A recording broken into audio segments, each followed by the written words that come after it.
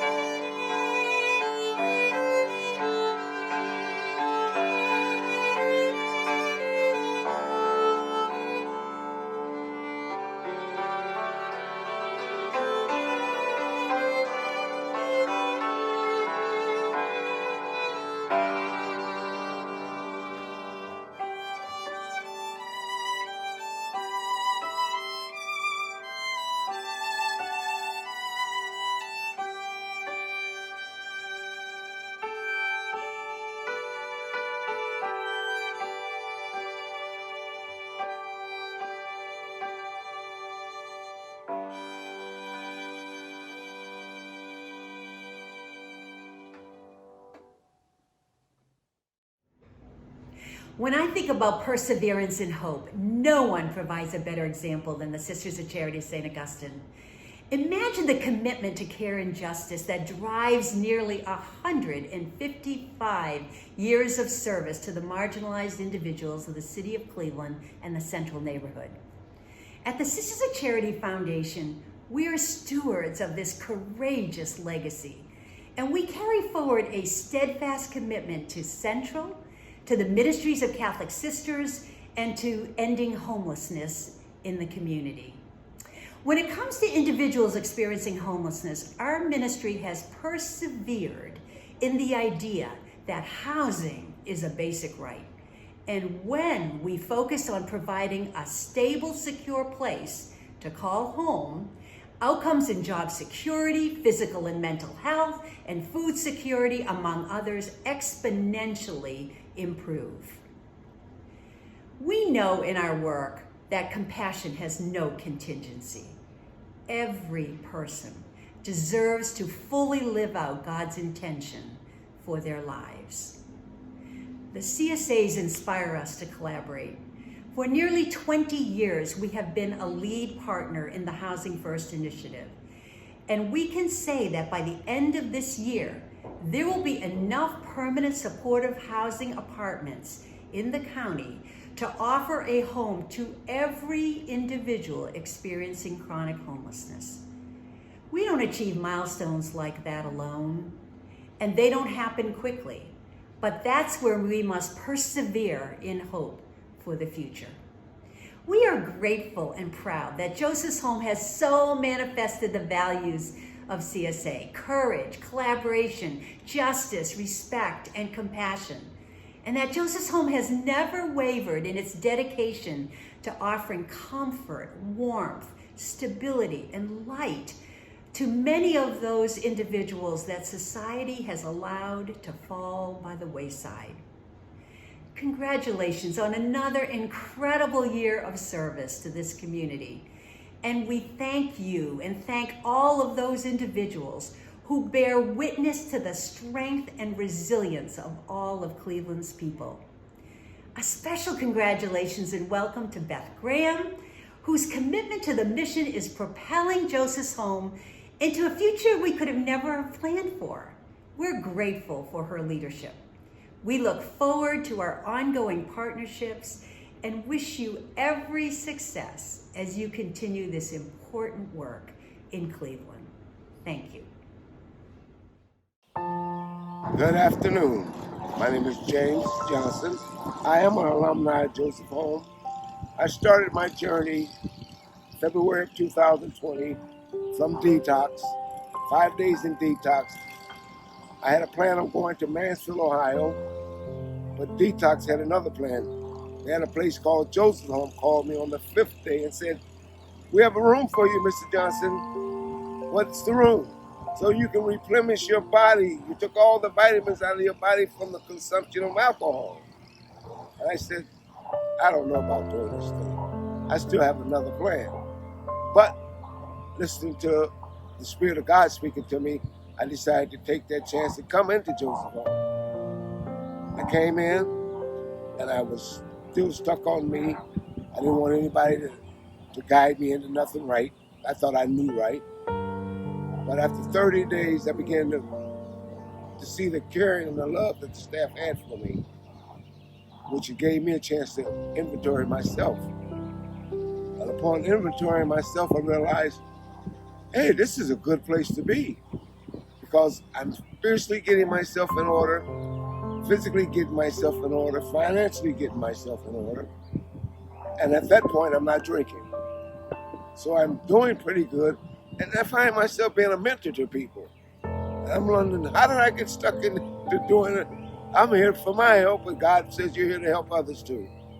So in doing so, I was allowed to use what God gave me, my healing, to help heal someone else. And I began to understand, 5 months I'm here. You're only supposed to be here 60 days. I was here for 5 months. That's the mercy and grace of God. And He allowed for me to live here for 5 months. And I picked out a place that I looked at sight unseen, just seeing the building from the outside. And I picked that building. It took me 5 months, and God opened those doors, and I moved right into the building that I picked. You're talking about the mercy and grace of coming into Joseph Home. Had I not come into Joseph Home, none of these things would have happened. I'd have died from my alcohol poisoning. I'd have died out in the street somewhere. I gave up my apartment. And I wasn't even interested in looking for an apartment. I was going somewhere else, I tell you, to Mansfield. But the glory and the mercy of Joseph Home, the staff, the people, the providers of this place, supply me the needs that I have right now. They help me out greatly. And I just want to say, if you have a need, if you have a problem, medically, you need some attention, Joseph Home is a great place to be. And again, I say thank you, Joseph Home. Thank you to Sue Cray for that heartfelt welcome and kind words. And thank you to James for sharing his story.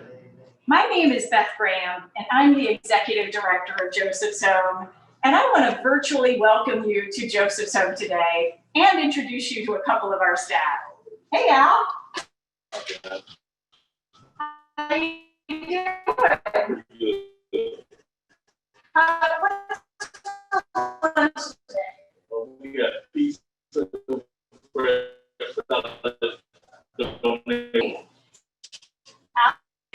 and protected from COVID. He's also a great cook and makes sure that our residents' nutritional needs are met. Most importantly, he treats everyone with dignity and respect. Oh, hey Raymond, hey Beth, how are you? Great, how are you? Good. How are our outcomes this quarter? Great, we have 3 guys moving into their own housing this week. Oh, that's wonderful. Congratulations. Raymond Kaufman is our respite care manager. She ensures that our clients receive the high quality, trauma-informed care that they need. She leads our program and has a heart for this work. You know, at Joseph's Home, we find hope in service. We find joy in each positive step forward that our clients take. And we take our work seriously, but not ourselves. Hope, joy, and laughter might be in a place where we serve people experiencing serious illnesses and have nowhere to call home. But you'll find them here. And these things help us persevere when tragedy strikes, when injustice seems to be everywhere. And you know, we also find inspiration from you, our donors, our community partners, our civic leaders, and our friends. And I'd like to thank a few of you right now. First, I'd like to thank the Sisters of Charity of St. Augustine for your prayers, for your kind words, for your leadership, your mentorship, and your wise counsel. Thank you so much. I'd like to also thank the Sisters of Charity Health System for helping a small ministry like ours with all your operational assistance and expertise. Thank you. And I'd like to thank our board of directors, led by our chair, Richard Gallagher. You know, in spite of all the uncertainty of this year, all of you have supported me and always have kept our mission as our North Star. Thank you for your leadership. Our mission would not be possible without the many community partners here in Cuyahoga County working to end homelessness each and every day. We are indebted to you for all of your work and very grateful for the risks you've taken and all that you've done to keep people safe. Thank you for your partnership.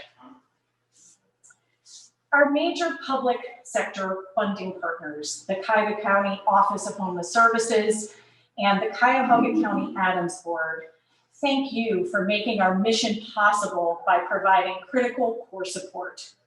And thank you also to County Councilman Pernell Jones Jr. and City of Cleveland Councilwoman Phyllis Cleveland. Thank you for so proudly representing our home, the central neighborhood of Cleveland. And you know, we receive so much funding from a host of foundations, more than I have time today to name.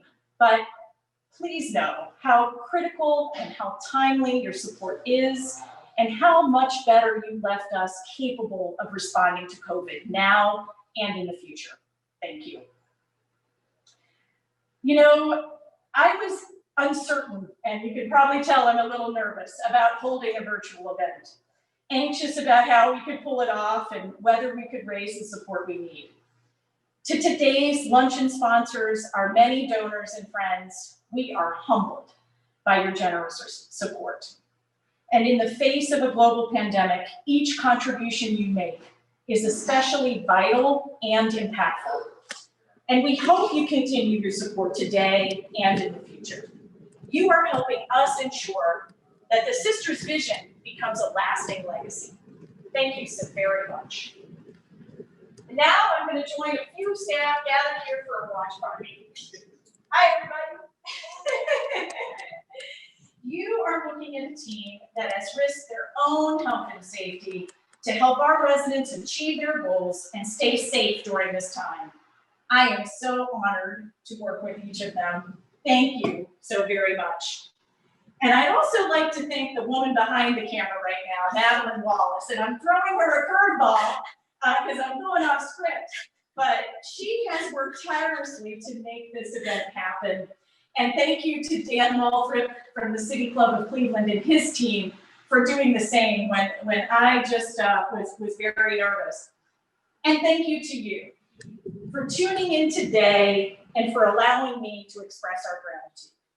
As you can see, it takes a community of support to make our mission happen, as well as to end the injustice of homelessness. Together, let us continue to persevere toward justice, inspired by the triumphs of those who succeed when simply given a chance, undeterred by the challenges around us, and determined to build hope and community. Or, as in the late Congressman John Lewis's words, the beloved community along the way. Thank you.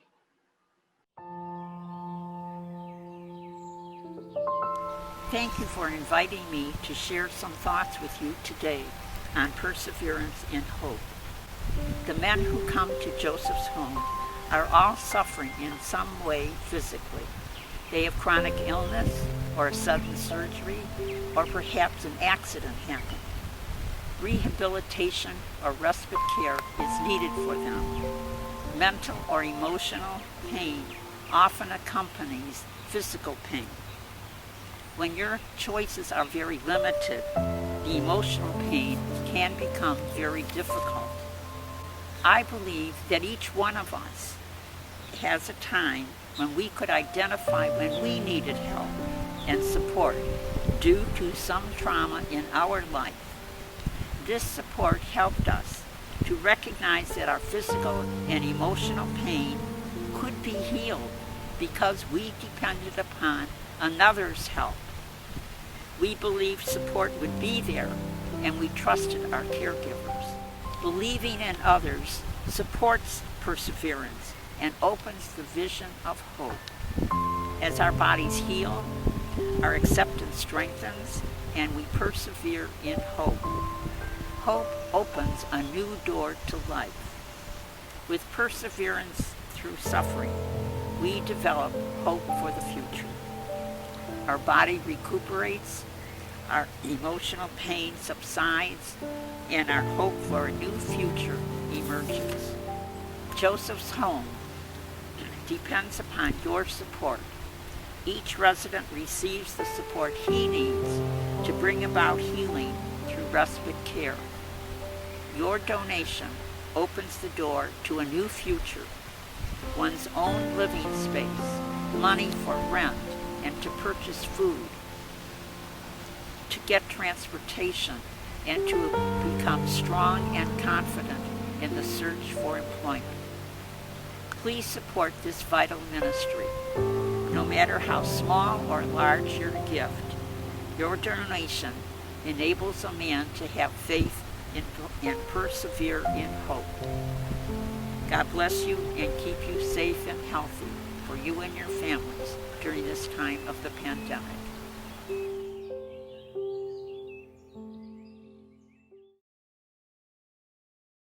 Thank you so much, sister.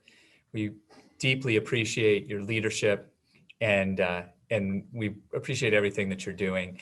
You know, quick story, and I want you all to do me a favor right now. Rich, I'm throwing you a curveball because I'm supposed to go to you next, but I'm going to do something different for a second here.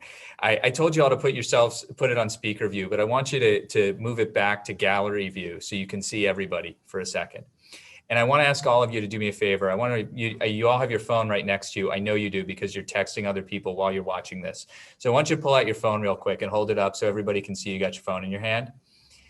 And then I want you to actually text to 44321 JH Hope 2020. Just do it right now. I did it while we were, while I was off the screen. Well, I wasn't actually off the screen, but during part of it before. We're at over $57,000 right now, just about $2,500 away from the goal. And I think we should make it happen right now for our friends at Joseph's Home. They are doing work that nobody else is doing in the community, providing care for people who would literally die on the streets without the care. You and I, we all know that that's the case. So let's get them over the goal right now. Sister Joan Gallagher just asked you to do that, and she's much more persuasive than I am. I don't know if any of you have ever tried to say no to a nun, but it's impossible. So she just asked you to do that. Pull out your phone, make a contribution. I mean, that's what happened to me. That's why I've been doing this for 7 years now, or 8 years now, right? Heather Stoll took me to a meeting once, and I was like, well, if the sisters want me to do it, I don't really have a choice, do I? So Sister Joan has asked you to do something very important. Make it happen, people, because every dollar raised here today helps to provide much needed care for the seriously ill men experiencing homelessness here in Cleveland. This is your chance to help them, to help the men of Joseph's Home during a time when they are most at risk. This pandemic is no joke, and you all know it. Let's make this happen. When Sister Joan and the rest of the dream team of Sisters of Charity of St. Augustine established Joseph's Home, they did so with the help of many community members and partners. They called them co-ministers. Well, one such group of those co-ministers is the board of directors of Joseph's Home. So live from the Sisters of Charity Health System, board chairman Rich Gallagher has a group of fellow board members gathered for a watch party for today's event. Rich, to you, how are you enjoying it?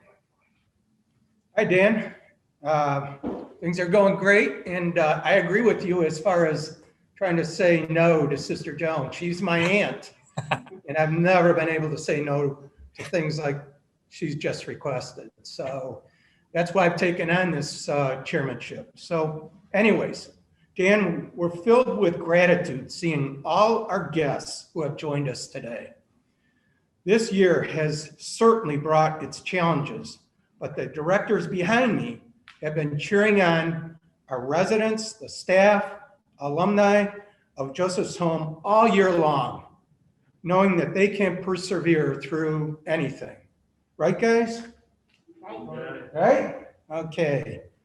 So continuing on, throughout their 165-year history, the Sisters of Charity of St. Augustine have devoted their lives to meeting community needs in an ever-changing environment just like now. To do this, the sisters collaborate with a host of partners who help make their service possible. And Joseph's Home mirrors that situation. This year, we are excited to introduce the Dream Team Partner Award, which has been established to recognize valuable partners who have made meaningful contributions to the mission of Joseph's Home. In that spirit of collaboration. The name of this award actually comes from a group of 8 determined sisters called the Dream Team, of which my Aunt Sister Joan was one of those. They helped develop projects responding to evolving community needs, including funding and establishing Joseph's Home. Their desire to tackle complex issues exemplifies the character of those we seek to honor with this award. Today, it is my honor to present the inaugural Dream Team Partner Award to Bill Denihan. Bill grew up in a housing project in Euclid and attended St. Joseph's High School. He served 3 years in the Army, and then in 1973, Bill began a very distinguished career of 44 years, where he served the city of Cleveland, Cuyahoga County, and the state of Ohio with distinction, achieving numerous accomplishments, too many for me to name right now. His career in public service culminated in a successful tenure as chief executive of the Alcohol, Drug Addiction, and Mental Health Services Board of Cuyahoga County, also known as the Adams Board for some people. This is an agency that's charged with helping those in our community struggling with substance abuse and behavioral health challenges. Bill is a longtime champion and former Joseph's Home board chair. During his time on the board, Bill helped Joseph's Home through several staff and funding challenges. And I will say, he established an art therapy program, which the guys just absolutely loved, that continues on today and continues actually in several areas of the county, Cuyahoga County. Here's a fun-filled fact that maybe tells you something about Bill's perseverance. While serving as the Cleveland Safety Director and interim Cleveland Chief of Police, he received a Bachelor of Arts degree in Urban Affairs from Cleveland State's University's College of Urban Studies at the age of 61. He later went on to receive an honorary doctorate degree, which is just amazing to me. We are thrilled to recognize Bill's incredible dedication to Joseph's Home, as well as his wonderful career as a leader and public servant in this community. Bill, we are honored to present to you the first ever Dream Team Partner Award. Congratulations, Bill. Well deserved. Hi, I'm Bill Denihan. And Rich, I want to thank you for this honor, and I also want to commend you for the leadership role that you're providing for Joseph's Home. You're doing a great job, and they really need you and the work that you do and the funds you raise as example today. I hope everybody gives generously. I'm honored, very, very honored to be involved with the Dream Team. Incredible Sisters of Charity. They have done so many good things for our community and inspired people like me, board members. I appreciate it and thank you. And thank the current board that's involved and the leadership that Rich Gallagher is in. And my friend, Sister Joan Gallagher, who is just a delight to work with, and the other sisters that are associated with her, who really, through their togetherness, founded the spirit and the idea of Joseph's Home. The results are extraordinary for men who need help for serious medical problems. They have a chance to survive. Joseph's Home gives them that chance, and that's worth the price of admission. And that's worth people donating money to, and we hope that this event does exactly that. So contribute, and you'll know that it'll be for a worthy cause, and that it will go a long, long way. Thank you. Congratulations, Bill. We feel blessed to call you a partner and a friend. Some of you who have attended our annual luncheon in the past may remember Joseph Home alumnus and board member David Henderson. David believed in Joseph's Home, and he believed that through advocacy, Joseph's Home could grow. Sadly, David passed in 2017. To keep David's spirit of support and advocacy alive, the Board of Directors of Joseph's Home designated the David Henderson Memorial Award to be awarded to a supporter that embodies the spirit of David Henderson and our mission. This year's award goes to Mary Jo and Jeanne Lackamp for their incredible generosity, outstanding advocacy, and loyal support to Joseph's Home. Mary Jo Lackamp was born and educated on the east side of Greater Cleveland to two young people of Italian descent. She and Jerry Lackamp married. Jerry dedicated himself and his talents to the communications department of the Diocese of Cleveland and Mary Jo taught in the Cleveland Public Schools. After her sister's death at the age of 43, she struggled to make sense of why it happened. After nearly a year of thought, prayer, and advice, Mary Jo began training to become an interfaith hospital chaplain. For 15 years, she was director of pastoral care at Brentwood Hospital in Warrensville Heights. Her next opportunity to serve was as the director of organizational development for the Center of Dialysis Care for 6 years. She served on the board of the Community Corner Food Pantry and led the Westside Ecumenical Ministry. Before long, she heard about Joseph's Home from the Sisters of Charity of St. Augustine. The Sisters of Charity of St. Augustine have served Greater Cleveland residents as the ones who showed mercy. They recognize the neighbor and they act. Mary Jo believes we have to go and do likewise.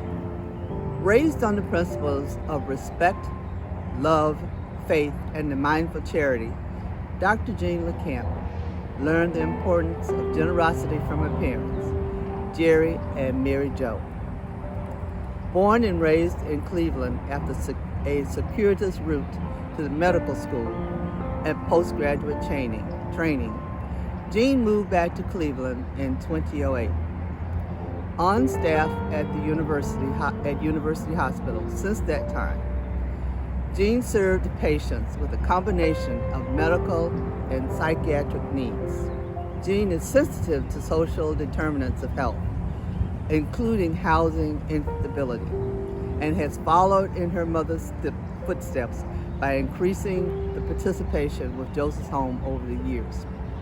In 2018, Jeanne established the Mary Jo Lackamp Courage Fund, which is used to subsidize medical appointment transportation for Joseph's Home residents and alumni. Mary Jo and Jeanne, we are honored to present to you the 2020 David Henderson Memorial Award. Thank you, Frances. That's so kind of you. I'm Jeanne Lackamp. I'm Mary Jo Lackamp. And we're so honored to be with all of you today. I became involved with Joseph's Home when I first heard about the Sisters of Charity of St. Augustine establishing Joseph's Home. The staff was so kind and so grateful, and it all kind of grew, and I got to feel as if I was a part of that family. And I can say that my mother does take people into the family. She calls the staff by name.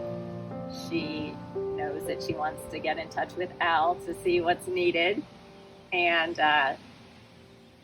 most importantly, she considers the Joseph's Home residents family as well. Part of what I think is so important about Joseph's Home and what inspires us so much to contribute and participate is the knowledge that we have the opportunity to contribute for people who are on the margins. As a family, we find this very important. Personally, as a behavioral health provider, I see my patients reflected in the men at Joseph's Home on a daily basis. And being able to resolve some of the injustice of what these men have been through our contributions and our participation, is a true calling for our family. It is a gift to me to be able to do something that is meaningful for men who have had in their past not many advocates. I certainly felt very humbled to be included, riding on the coattails of the one who started our family's involvement at Joseph's Home. I'm very grateful to be able to participate in this. Grateful for the award, yes, but more grateful for the opportunity to continue to serve. Just wonderful. Thank you so much, and congratulations Bill Denihan, Mary Jo, and Jeanne Lackamp.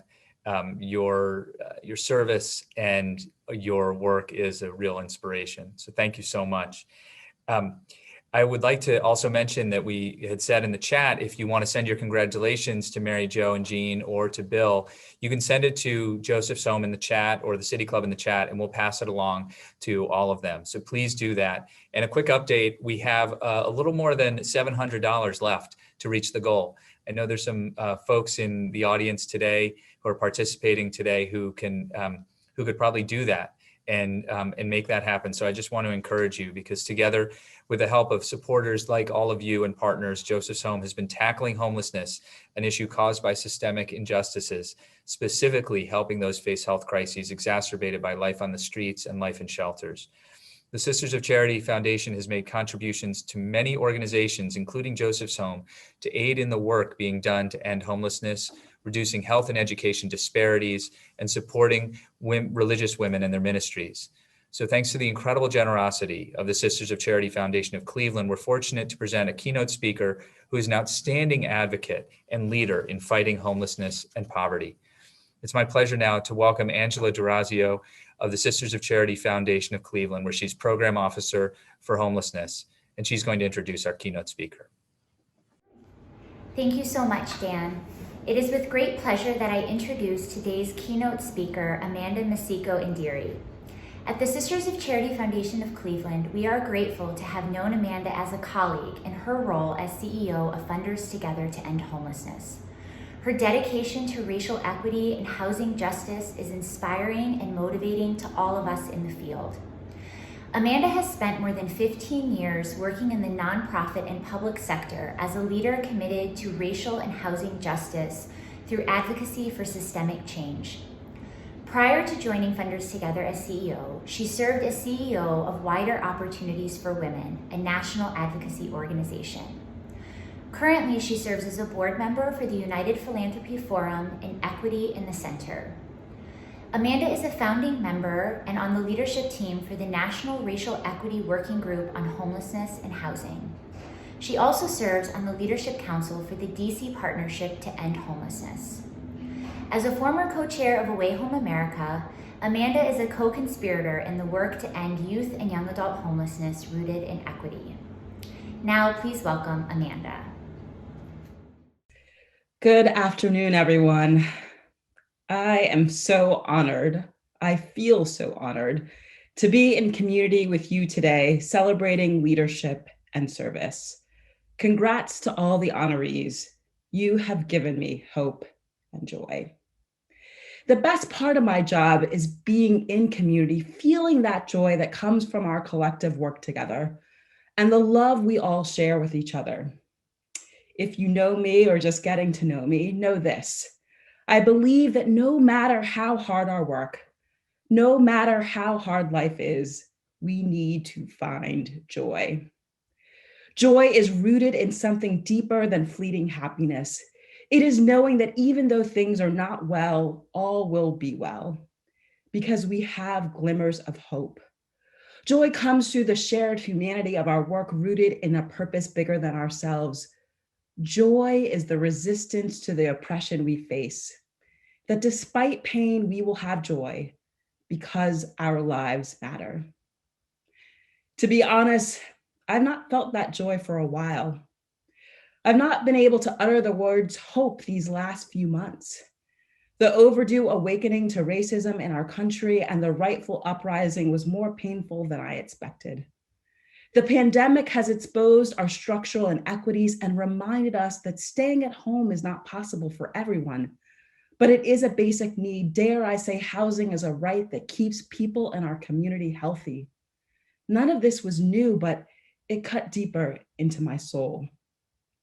And in the spirit of transparency and vulnerability, I am personally struggling a lot today, well, these last few weeks. I have for months been saying 2020 is out of control. Our world has had enough and we cannot take anymore. Then in the beginning of September, the person who is my Shiro and has taught me about service above self had a traumatic experience. My mom had a stroke, fell, and we could not find her for what seemed like days. She is okay and in rehabilitation at the hospital, receiving some of the best care in the world. But it's a long road ahead. I thought about canceling a lot of my events and my time with you, but my mom would get so mad. She knows that my work is not just about a job or a paycheck. It is my purpose. It fuels me like the honorees today. Their work and volunteer life mean they put people first. So today I salute all of you and honor my mama with some hope and a call to action. I often call us to action in moving beyond charity, beyond change, to true racial and housing justice. While I know our work is and should always be rooted in community, I must admit, I sometimes spend too much time focusing on dismantling big systems with big policy ideas and new ways of funding those ideas. And I miss that there is justice in small acts. And that justice, in those small acts, just needs to be taken to scale. The night we found my mom and all the confusion gave the hospital the wrong insurance company. I made frantic calls to her boss and team as we kept on getting denied. Now, you and I know that real justice means everyone has the right to top-notch healthcare my mom is receiving without worry about insurance and how they're going to pay. But that night, in those few hours of confusion, her boss and staff had already rallied together tens of thousands of dollars to make sure we did not have to worry about anything. We also know justice doesn't come in the form of charity, and we should not have to fundraise to meet the basic needs of healthcare and housing. But in that meaningful act, I saw a lesson of how to take justice to scale. What if when the system is broken, we didn't question the person telling us it's not working, and we rallied around people and trusted folks with the resources they need to make their lives whole? We didn't try and work within a system we know is doing as it is intended to do and oppress and suppress certain people. We came up with innovative ways to act out justice. What if systems always worked like that night? Within minutes, those with power and resources just turned it over. What if the path towards justice is with people having agency over where they live, what care they need, and the barriers to access are broken because we just listen and trust people with lived experience? With so many thoughts racing through my head days after my mom's stroke, I started to figure out life. But I never had to worry about taking time off of work to be with my mom. I don't have a lot of privilege as a Black woman in this world, but I was overwhelmed by the economic privilege I had in that moment. But even more so, I realized the soft place I had to land in my staff and board, who I told I was traumatized, confused, and didn't know how I could show up for work. As an organization committed to racial justice and moving to be anti-racist, we've also been having discussions about what does it mean to be pro-Black, pro-Indigenous, pro-people. And it looks like a culture that always allows people to be who they are and come to work and life bearing their joys and concerns all at the same time. And I got to do just that. Even as the CEO, even as the boss who's supposed to model all the things, I got to just rest in that soft place that is my board and team and say, help, I can't do this alone. And what if that is the building blocks for justice? What if people got to show up as their authentic selves, that they did not have to conform to the dominant culture, that their eligibility for services weren't determined by some assessment or a form, that we were not just culturally aware, but unapologetically inclusive, and let the people who are most marginalized, who are closest to the problem, lead when they need to and tap out from this world when they need to as well.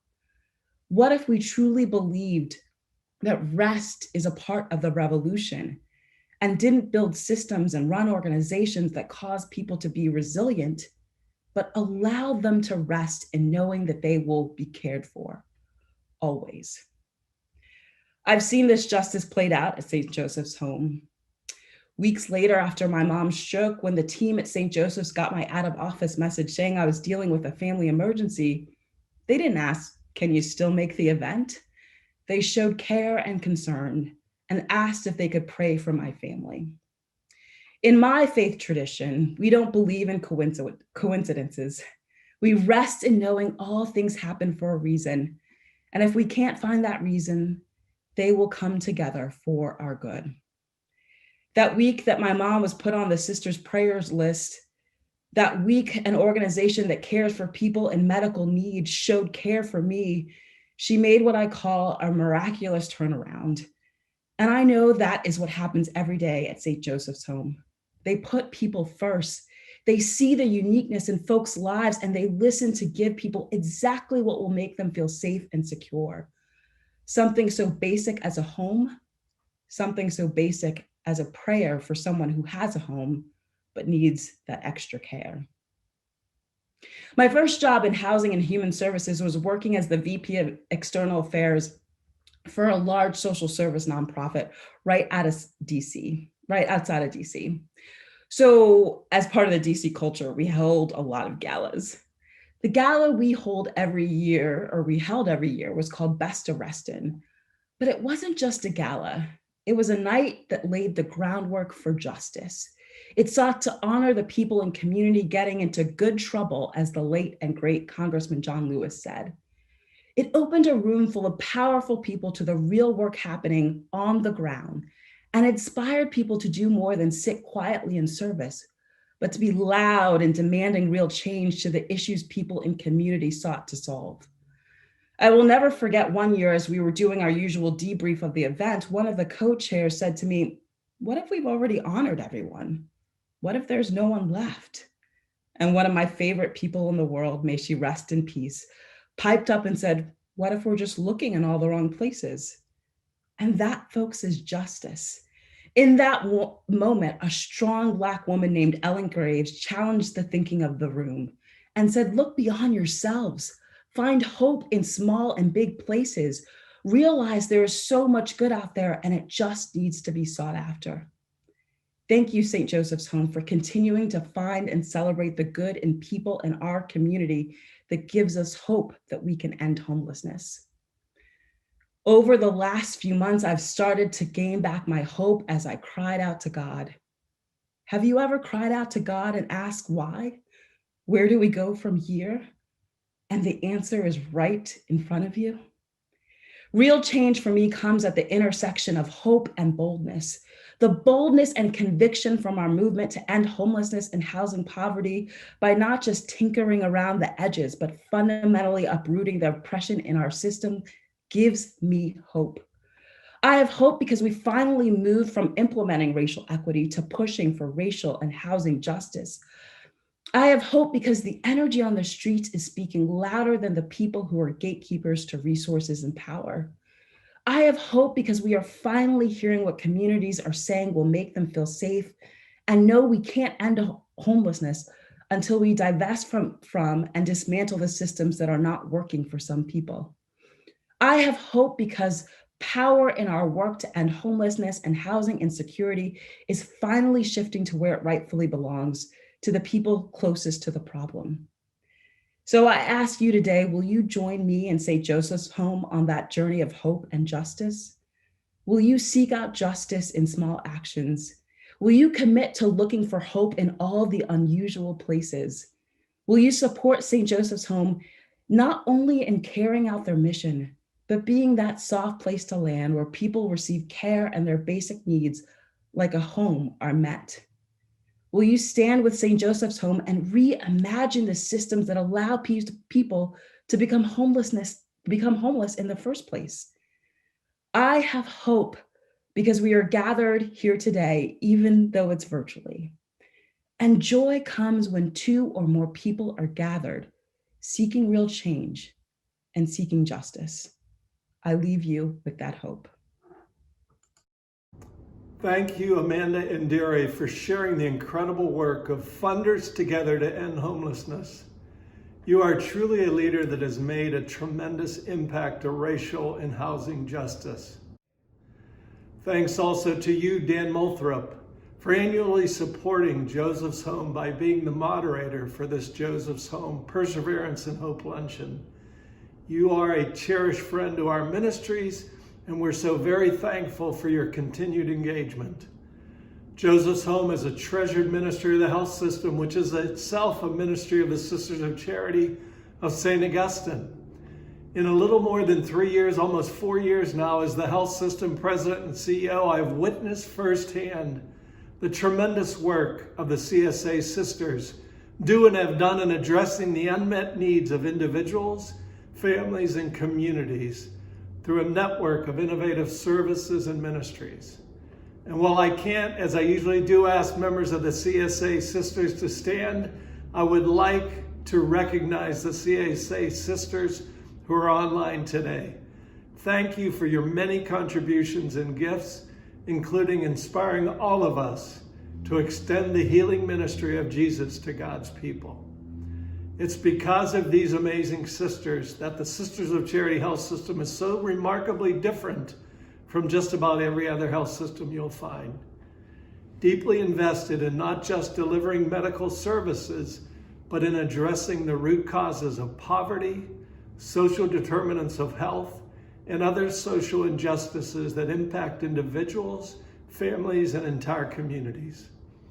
The impact of these have had on the men of Joseph's Home is not lost on us. As you have heard today, the residents who come to Joseph's Home are persevering through immense challenges and barriers to their health and stability each and every day. But Jesus told us that where 2 or 3 are gathered in my name, there am I among them. It's by aligning ourselves and placing ourselves in community with others that we truly experience the fullness of the power of Jesus' presence. That's why I'm so grateful for your support of Joseph's Home. Your partnership with us brings power and hope to this mission. And not just because of the obvious financial impact of your contributions. Through your partnership, everyone served by Joseph's Home experiences more of God's healing love in their life. I firmly believe that, and I am so deeply grateful for the way that you give so generously so that we can support the men who are served by Joseph's Home. Because of your partnership, support, and prayers, the seeds of hope have not been extinguished in the hearts of the residents and alumni of Joseph's Home. So thank you all for watching today's program. I want you to know how much we appreciate you and miss being able to get together with you in person. And if you're not already a donor or would like to make a gift, there is a link to donate in the chat room to support Joseph's Home today. So God bless all of you and have a blessed autumn. Thank you. Tom, thank you very much as well. It's just fantastic, and we really appreciate your sentiments. Could everybody please put their hands together or do some silent applause or snaps or whatever you choose to for Amanda Andere. Those are some very inspiring words. It was just absolutely wonderful, and we are so grateful, Amanda, for you making time to be a part of this today. I also want to tell you something really special. I want you all to take your hand, make a fist, and then do one of these, like pump that fist, because we made it to $60,000, and everybody raise your hands, do some more applause for Brian Lane and the Center for Health Affairs, who came in with that final 700 to get us over the finish line. Brian, thank you so much. You're a cherished friend and a great leader. We really appreciate it. So I am just so inspired by everything we've heard this afternoon. No matter who you are and how you're connected to Joseph's Home, each of us has a role to play in helping our most vulnerable neighbors regain their dignity and stability in their lives. All of the help we are able to give, all of the help you are able to give, all of the help combined, it's all this vital support, however we are able to do it. And each day, that support that you're providing, that you've made possible today, each day that's providing shelter and food, cooked by Al, of course, integrated healthcare and assistance, and permanent housing to so many men. Without these generous gifts from friends like you and people you know, this healing transformation wouldn't be possible. So thank you so much for everything that you've done. And thank you for participating. If you haven't already donated, I ask you to donate now. You'll get us, beyond that finish line, put it way in the rearview mirror. And you will ensure that the men of Joseph's Home are given the care they need to get back on their feet. By simply donating, you're making a difference. And whether or not you knew anything about Joseph's Home when you joined us today, I hope you've been inspired by our time together. We hope that you'll share this with friends, with family, with others who are looking for a way to make a difference in this difficult time. And we look forward to your continued support, and we hope that you will keep Joseph's Home in your prayers as we persevere in hope towards the transformation of even more lives. However, and whenever you do it, please make sure that you join in supporting this work as generously as you're able. Thank you for joining us today. Have a wonderful afternoon and be well.